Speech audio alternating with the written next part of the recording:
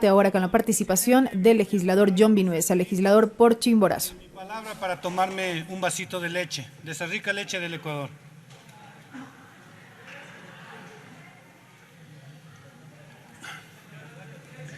¿Y por qué lo hago? Porque probablemente sea el último vaso de leche que me tome en lo que resta del año y el próximo año. ¿Por qué? Porque en el presupuesto del Estado no está contemplado 24 millones que se necesita para las vacunas de la aftosa y la brucelosis en el ganado vacuno. Y eso significa que mañana, atentos Comisión de Salud y atentos Comisión de Soberanía Alimentaria, mañana podemos tener tuberculosis los seres humanos, entre otros problemas que tiene. ¿Y por qué se da esto? ¿Y qué relación tiene esto con lo que estamos hablando? En que la transitoria general sexta está definiendo que ese impuesto al patrimonio no vaya a gasto permanente, sino que vaya a cualquier lado, es decir, pago de la deuda, y no a lo que dice el artículo 298 de la Constitución, que le ruego que lea Secretaría, porque hay una confusión entre muchos asambleístas que creen que toda preasignación es ilegal. Por favor, señor secretario, señor presidente. Proceda, secretario. Señor vicepresidente, procedemos con la lectura. Artículo 298. Se establecen preasignaciones presupuestarias destinadas a los gobiernos autónomos descentralizados, al sector salud, al sector educación, a la educación superior y a la investigación, ciencia, tecnología e innovación en los términos previstos en la ley. Las transferencias correspondientes a preasignaciones serán predecibles y automáticas. Se prohíbe crear otras preasignaciones presupuestarias. Es decir, gracias señor presidente, es decir, que sí existen preasignaciones específicas para salud, para educación, para investigación, para seguridad, para lo que hace falta al país, y que pongan en una transitoria que ese dinero no va a ir a gasto permanente, es una locura. Están pidiendo que apoye, que la ciudadanía apoye con un impuesto, porque es impuesto, al patrimonio, para mandarlo a otro lado y no a lo que debe servir. Eso es ilegal, es inconstitucional. Más allá de esto, otra cosa que está pasando, en Riobamba se acaban de encontrar más de 1 millón de galletas, 450.000 avenas caducadas.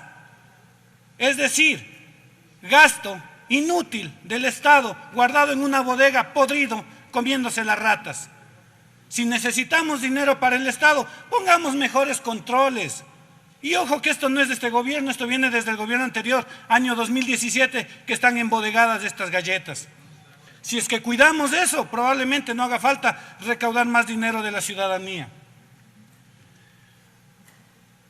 En la comisión, en esta asamblea, se genera un equilibrio de poderes.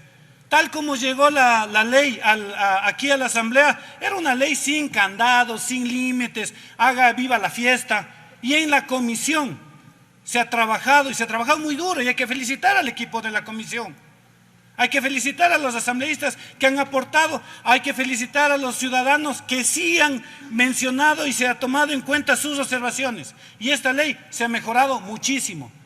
Se quitó ese tema de los hidrocarburos, por ejemplo, que no tenía nada que hacer en esta ley.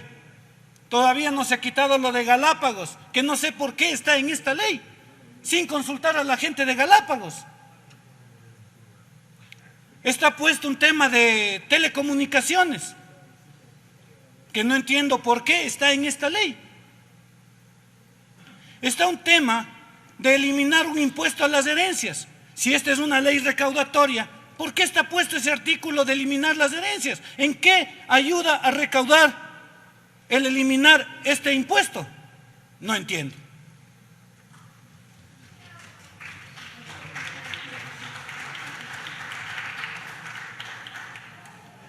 Con todo y eso, existe en la comisión, se desarrolló un documento que lo veo bastante coherente. Hay que prestarle atención, señores asambleístas, hay que prestarle atención a la redacción final del documento, porque ahí en el detalle siempre se esconde el diablo, y de lo que yo revisé el informe, al final hay temitas como el de la remisión de deudas de los agricultores del Banco Nacional de Fomento, en el cual se le cambió la redacción final. Hay temas como, por ejemplo, las infraestructuras que se les cede para que construyan las empresas de telecomunicaciones, en donde estaba claro la propuesta de que una parte de los impuestos vaya en infraestructura hacia la zona rural y que tenga controles con los mecanismos del CERCO, por ejemplo, y que se cambió un poquito la redacción final, generando que sea el mismo ministerio el que defina los reglamentos con los cuales se va a generar esta infraestructura. Y este detalle ya genera complicaciones y preocupaciones en cómo se van a definir los costos de estas infraestructuras que asumirían las empresas a cambio de un impuesto. Entonces hay que revisar bastante bien ese detalle. El tema de las transacciones del SDI es un tema que me sigue preocupando, porque si bien es cierto, es un buen mecanismo para resolver conflictos en cuanto a los impuestos que un ciudadano puede tener, el hecho de que esté abierto a los montos totales del impuesto, a intereses, multas y plazos, permite que se negocie cualquier cosa.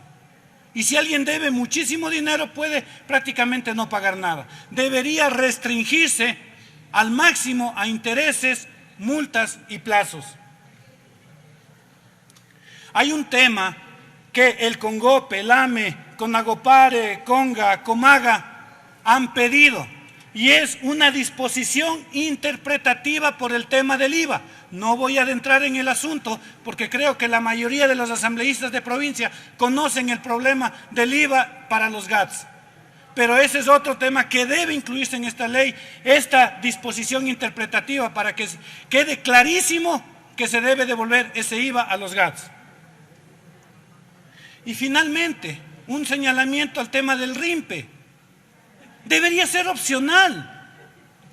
En la ley están señalando que una vez que uno pasa al régimen ordinario ya no puede volver al RIMPE. ¿Cómo así?